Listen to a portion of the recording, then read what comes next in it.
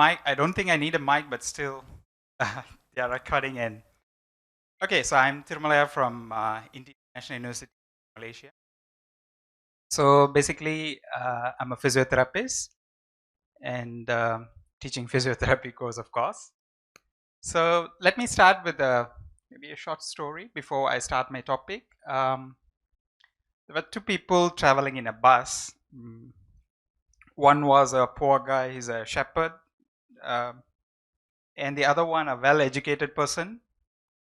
You know, the well-educated person, they both were sitting together, and the educated person, you know, like he wanted to show off, like he knows everything, and he was asking questions to him, like, do you know who is the president? And do you know who's the prime minister? Do you know what's happening there? What's happening here? This poor man was telling always, no, I don't know, I don't know. And this guy then finally asked a simple question. So what you're doing? Like, I'm a shepherd. Okay, fine. I'll ask a simple question.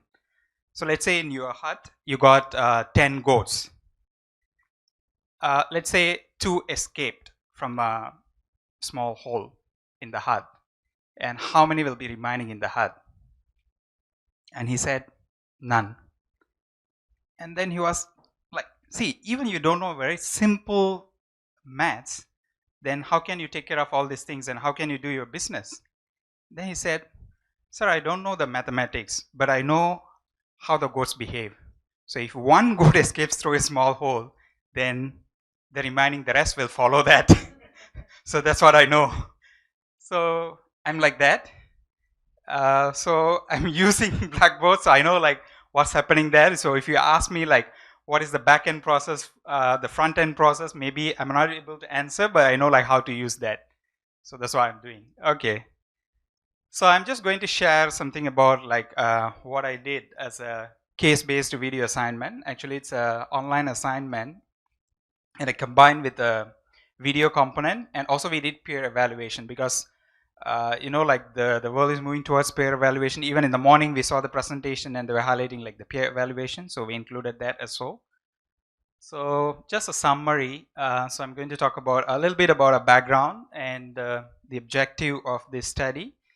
Of course, this I'm presenting like a research study, so I'll just touch a little bit about the literature and the methodology part, and of course the result, discussion and conclusion.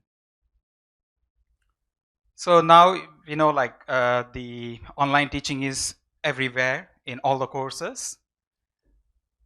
So, but still, the reason why the online education becomes so ubiquitous is the technology is evolving, and there's also changes in the society, like which incorporates the advanced technology. If you don't know the technology, they see like, oh, you are not in the trend. And the student expectations, you know, like if you go to any presentations or even in the class, we notice like the audiences are busy with their phone. And if there is something interesting, they will look at it. Otherwise, like they'll be busy with their phone. And of course, I can see here as well. The last row. So the same thing. So the expectations are different of these students, and so we need to rethink the pedagogy and also the teaching methods. So that's the reason, like now that the education has totally changed, and this is a very important thing to understand. Like Gen Z and are called digital natives, like those who were born in late 1990s or early 2000, and they are born with the technology. I mean, they are born with the usage of the mobile devices or the digital devices. So they always want to use it. Like they are not much interested in the traditional lectures or the traditional method of teaching, and they want to be always online and always in a social space where they can collaborate with different people. So if you understand that, we know like why it is important to embark into online or so-called blended as well. But when we see the professions like healthcare professions, especially like physiotherapy or any medical profession, and of course it applies to some other profession as well. So these professions are more hands-on. That means like as a physiotherapist, after they graduate, they need to handle a patient, and we also want to focus more on the affective domain as well. They need to understand people. And so when it comes to that kind of hands-on experience, if we are just doing online, that may be a bit challenge because they miss the affective domain, the affective component, which is important in physiotherapy. So it's still a challenge in allied health professional, or I can say like in medical profession as well. So there are different the barriers reported using online teaching, like time constraints, poor technical skills, inadequate infrastructure, or absence of institutional strategies or support, and negative attitudes of all involved. Because sometimes the students will feel like, oh, it's a practical class, so I want to be in the practical room to see what the tutor is demonstrating or what the lecturer is demonstrating. So, and like when this online technology and the education evolves, and there's also some difficulties, like so recent systematic review has identified that most of this online teaching lacks theoretical background or the proper pedagogy. So even morning, Professor Michael was highlighting about the importance of pedagogy, that the pedagogy should be forward and the technology should be following that. And sometimes the systematic review identified mostly that it's technology which is highlighted rather than the proper theoretical framework. So which may be difficult because we are here focusing on learning and we want our students to attain the learning outcomes. So of course, just give us brief introduction about physiotherapy. Being a physiotherapist, we work on disorders or mobility problems, and we make sure like the people regain their maximal functional capacity. So that's what a physiotherapist does. So a blended learning. So of course, most of you here may be knowing about blended learning. So a fully online learning may be difficult in hands-on skill courses like physiotherapy. But what we can do is blended learning, whereby half face-to-face and half online can be done. And the online technologies like the discussion boards has benefited physiotherapy teaching as well. The literature is supporting the online, or the blended learning as well. So the physiotherapy students survey done previously reported that they preferred multimodal and blended formats of learning for chronic disease management. And similarly, a flipped classroom has improved student performance in the professional program compared with traditional teaching. So this is also one of the study done. And of course, some of you may be familiar with what is flipped classroom. That means like we do what we're supposed to do outside the class, in the class, and we do something which we're supposed to do in the class, outside class, which is just flipped. That means like usually we expect like we post an activity in the online and the students need to do non-face-to-face online, and then in the classroom you lecture. But this is opposite. The lecture will be there in the online, and when they come to class and we ask them to do some activities to know whether they understood the topic. If not, we help them or we just facilitate them. Right? So it was reported that the online assignment also saves time and money, and feedback was quicker than the paper-based assignment. So based on this, I feel like blended learning is a way to be followed in allied health profession rather than the fully online teaching, whereby like we can focus on the skills, also the theoretical component. So there was a study about a self video. That means like a traditional tutorial followed by a self video. So they identified that when they assess the students' practical performance, they perform better than the just a traditional method. So that inspired me to check whether we can do the similar kind of thing, and also a little bit incorporating the other components like the peer evaluation and so on. So, but when I checked about the studies, whether anyone has done like the combining the online and the video assignments, I identified like there was none of the studies, as far as my knowledge is concerned, about like the online education combined with a video assignment, along with that peer assessment. So that's why I want to do that.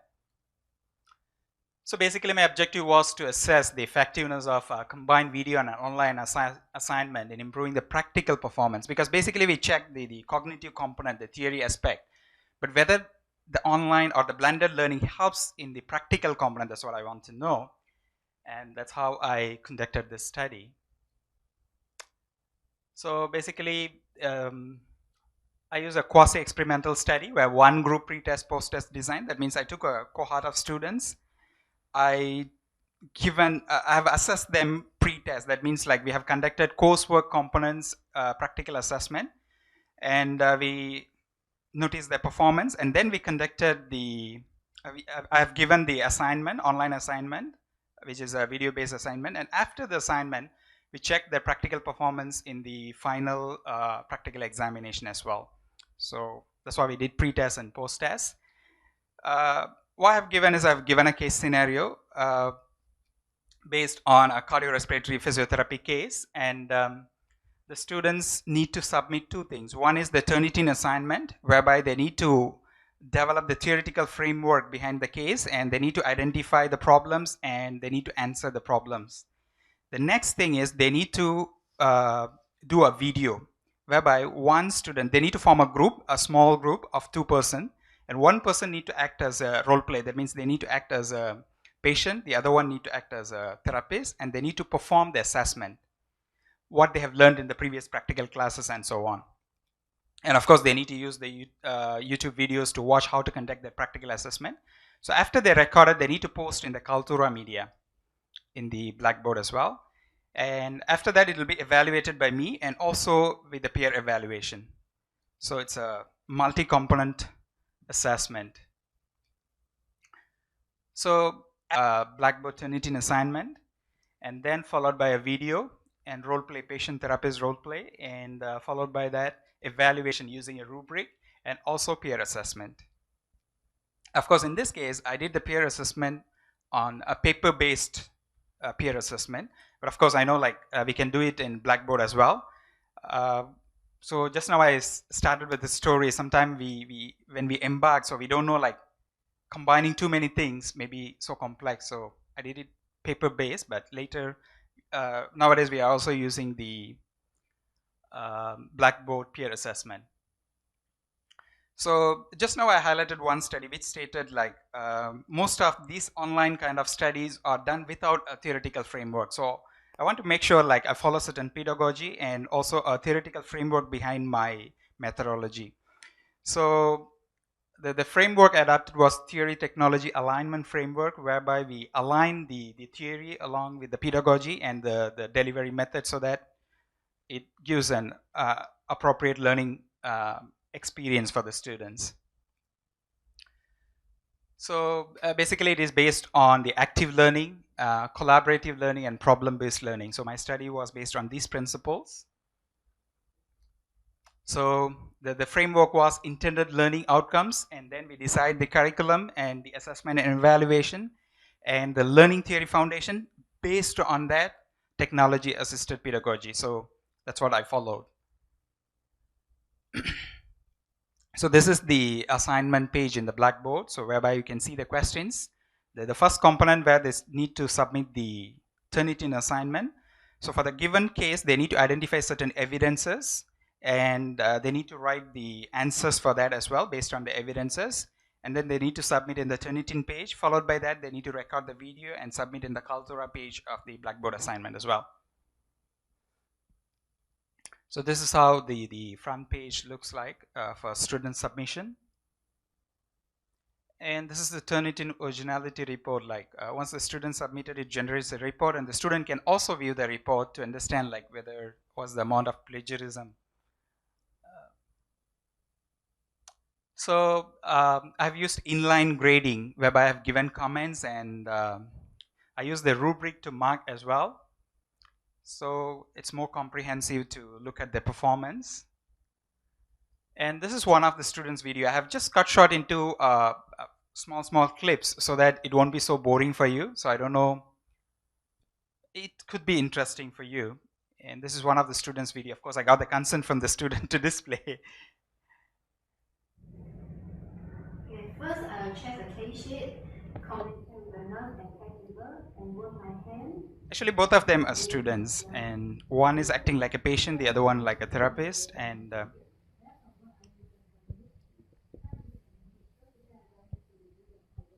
volume.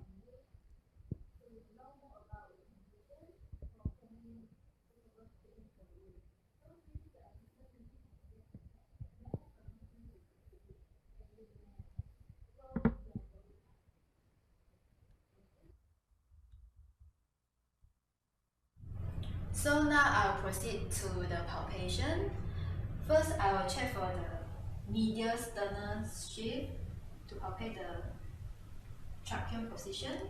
Okay, it's normal. And then I will check for any hypertrophy muscle for the neck and chest.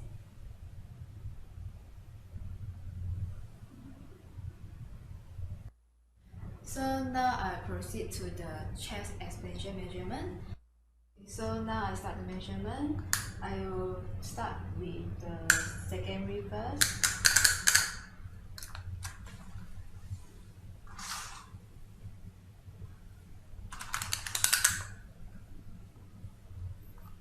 Actually, some of the students used a very creative way of doing the assessment, and also they followed the proper procedures. And of course, they have added some text about what they are performing. And because sometimes we don't know whether what they mean is exactly what they are performing, so they just put a text line as well in the video. So now I proceed to the accountation. Actually, the video is a bit lengthy, so I just cut short just a few so frames I for will your check information the only. breathing sound first. Okay, so later I press the diaphragm. Please take a deep breath and breathe out. So basically, in cardiorespiratory, they do inspection, palpation, percussion, auscultation. That means like they do step by step, and that's what she's doing. She has done 3 components, and she's doing the last component.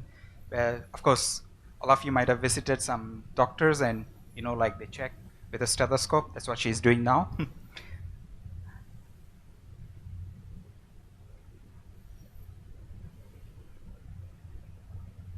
So I think we'll move on to the. So this is the peer assessment component. As I mentioned, like I also evaluate the students' performance using the rubrics, and the students already know the rubrics before they start the assignment because the question has an embedded rubric, so they can see what is expected of the assignment. And later, the students also, we ask them to rate the other group students, the peer evaluation, so that they learn better, and also this peer feedback actually help them. And sometimes we wonder. So initially, we started peer feedback. One of the difficulty we faced was like, uh, you give mark for me, I will give mark for you, you know. But later we identified like, when I told them the purpose, this is not just for marks, and it's for learning. And if you really want to learn, you need to give a honest feedback. And then I noticed like some of the feedbacks they given very low mark, and even lower than I have awarded them. So then I realized like if they know the purpose, they really use it properly, rather than just giving mark, and you give mark and I give mark for you, and just give and take policy. No. Okay, so I just use a paired t-test to check the pre and post test performance of the students. And this is the result. Like here you can see the coursework components, the marks, and later the final key, which is the final practical performance. So this is before the assignment, and they did the assignment during this time, and this is after the assignment, which is the final practical performance. So the paired test showed a significant difference between the coursework and the final practical performance.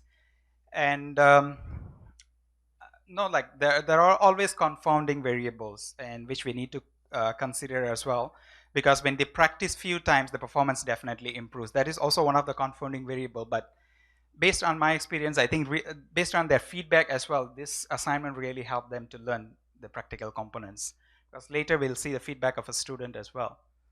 So I also compared whether the student's perception was better for that course, and I compared with the previous cohort of students.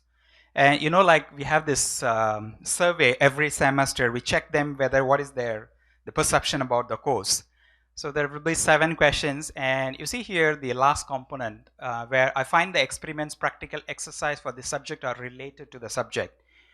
And this is the Jan 2000 session where I did I given the video assignment where 4.46 out of 5.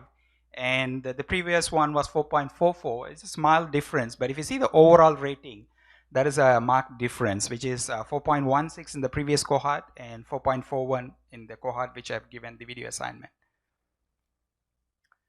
So whether the student engagement, because that's what we are always aiming at as well, because that's one of the challenges. Even yesterday some of the presenters highlighted that.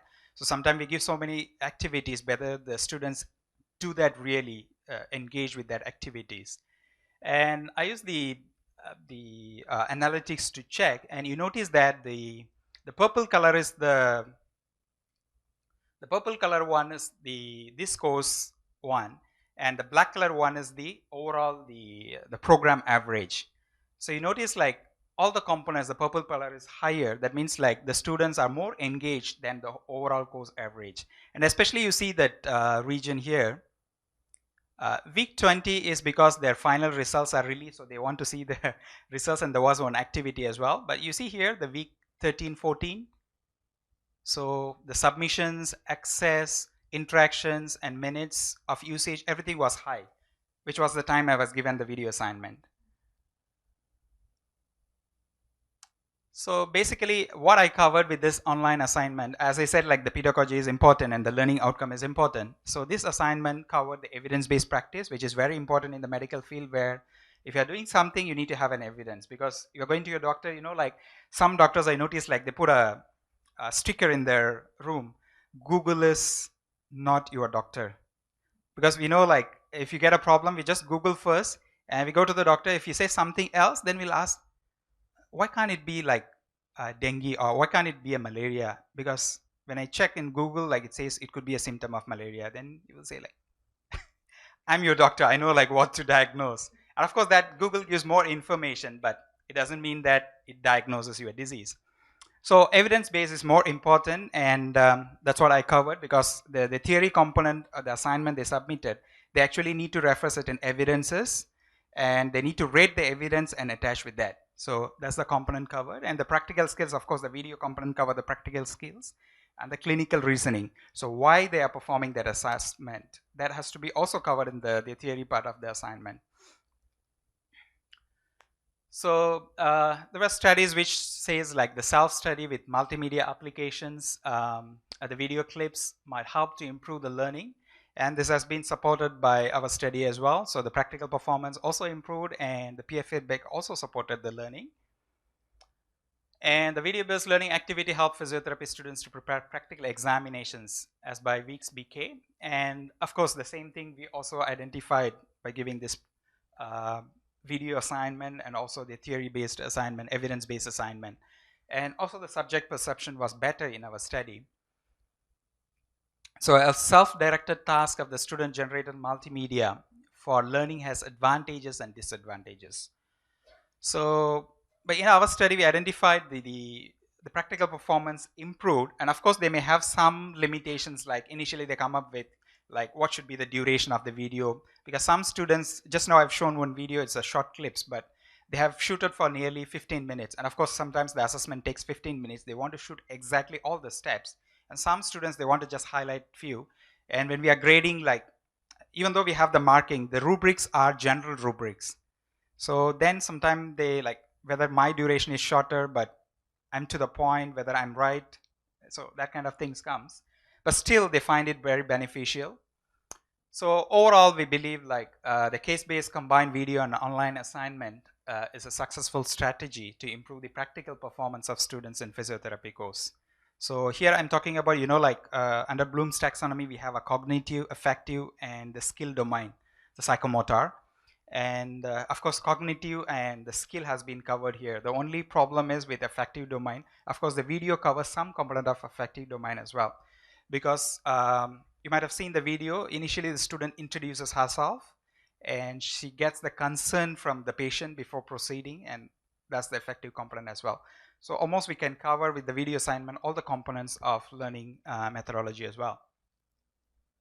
So this is one of the students' feedback about the video assignment. I believe that video assignment benefits the student a lot as it will help to build the understanding of the subject. A video activity asks the students to find their own ways to explain and communicate the detailed information to their peers. It will turn out the student into the teachers. Other than this, it allows the students to present their maximum amount of information on a certain topic. It will enable the student to select and edit their appropriate information for their intended audience. It also helps to enhance learning as video activities are a recognizable media format. It will move the student beyond the traditional academic writing format. Other than this, working with digital video, it helps to provide the students with real-world activity and allows them to practice the skills that will be useful in their future lives. Lastly, we also have implanted this peers grading into our video assignment, where the peers will be grading their friends' video using a simple rubric. So grading with this simple rubric can help us to save the time, and the marking process can become easier and faster. Lastly, the students will be able to provide the positive and negative feedback to their friends, and eventually they can learn together. So I think the video assignment really benefits the students a lot. So actually it was recorded by another student in the practical lab, so that's why you can see a lot of other noises there around. Okay, so the take away message from this presentation is like a case-based combined video and online assessment is a successful strategy to improve the practical performance. So these are all some of my references. Thank you. And if you need more details or you want to contact me, this is my email. And some of the templates are taken from this resource. Thank you. Thank you very much.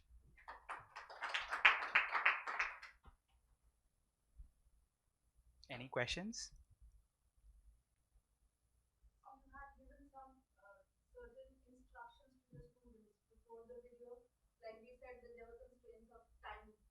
Yes.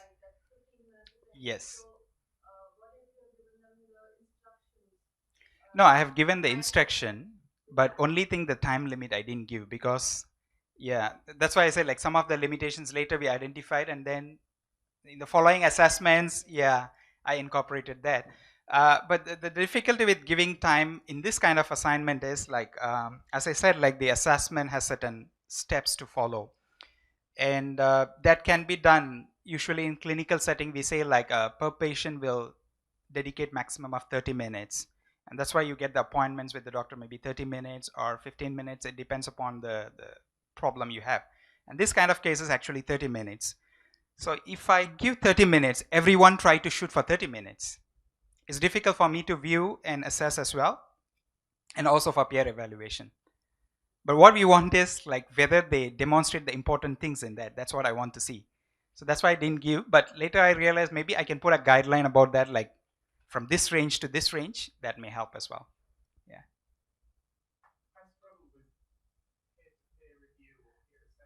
Okay. Uh-huh.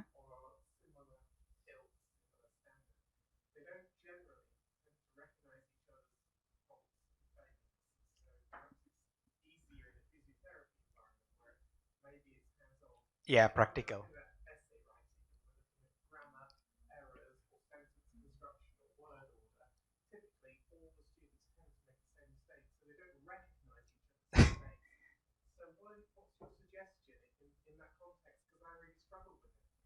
Actually, as I mentioned, initially I had the same difficulty. When we give the, for example, a written assignment or a online assignment, so sometimes the students, when we ask them to do the peer evaluation, they also talk to each other, you know, like as I said, like you give marks for me and I will give marks for you.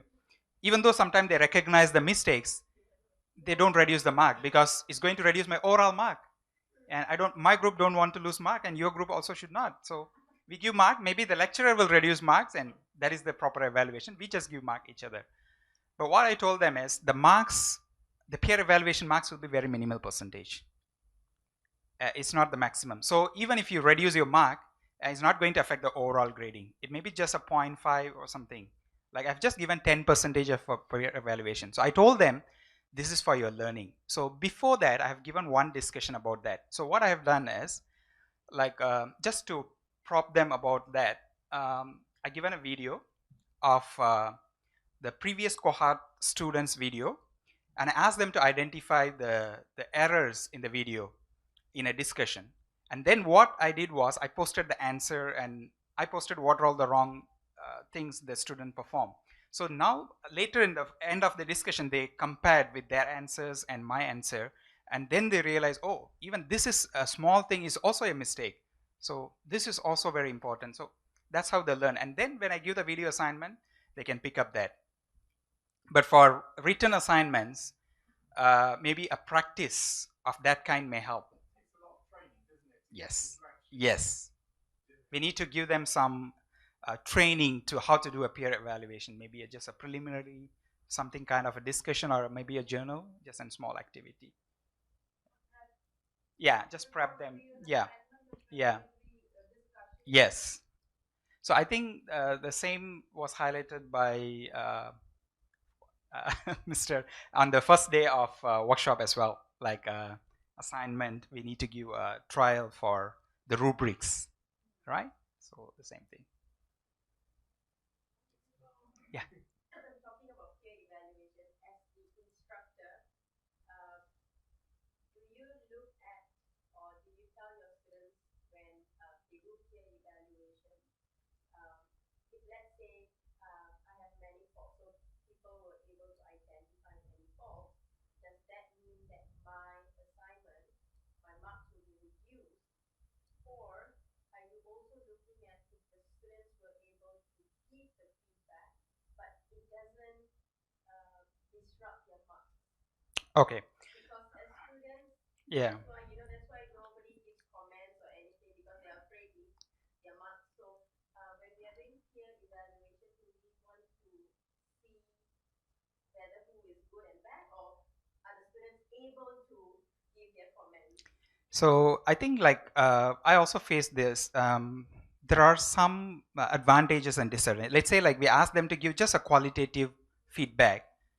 No one gives feedback actually, because they think like whether I give feedback or not, so I'm not going to get any marks. I'm not going to lose any marks. So no point. But if you ask them to give marks, then the second thing comes, like as I said, like I don't want to lose marks, so you give mark, I give mark. So we need to make them understand like both are there, but it'll be very minimal percentage. But that will help for your learning. That's why I said like I just given 10% for peer evaluation. Then later assignments I reduced to 5%. But if you identify the mistakes and give comments, and you are learning better. But I know like not all the students do that, honestly, but majority of them did. But there'll be few, they just, yeah, just write good, not good, that's all. So what if we have a rubric for giving feedback? Yeah, it's there in the If you have made a suggestion for improvement, if you have given a critical evaluation of a certain area, yeah, situation, so rather than giving them marks and marks. Oh, okay. maybe marks Yeah, and the that's a feedback. good idea. Yeah, that's right. Can. That's a good idea. It's more engaging. Yeah. They will be actually using the context to visualize the things properly and then give honest feedback. Yes. Quite a novel idea, isn't it? Not to actually make the assignment to make Great, the students' feedback. you are a cunning soul, Pooja. But I was a bit at that time, because there were so many components in my assignment. You see, like there is a peer evaluation, there's a rubric, and there is an assessment by me which also follows a rubric, and there's a video component which also has a rubric. So, but I have given enough time for them to complete. That's why they were happy. Otherwise, like they will complain like, oh, 2 weeks, like I need to do so many things and I'm not going to get, yeah. So it needs a proper planning, and we need to give enough time for them. Then I think that's a good idea. Yeah, thank you. Anything else? Any other questions?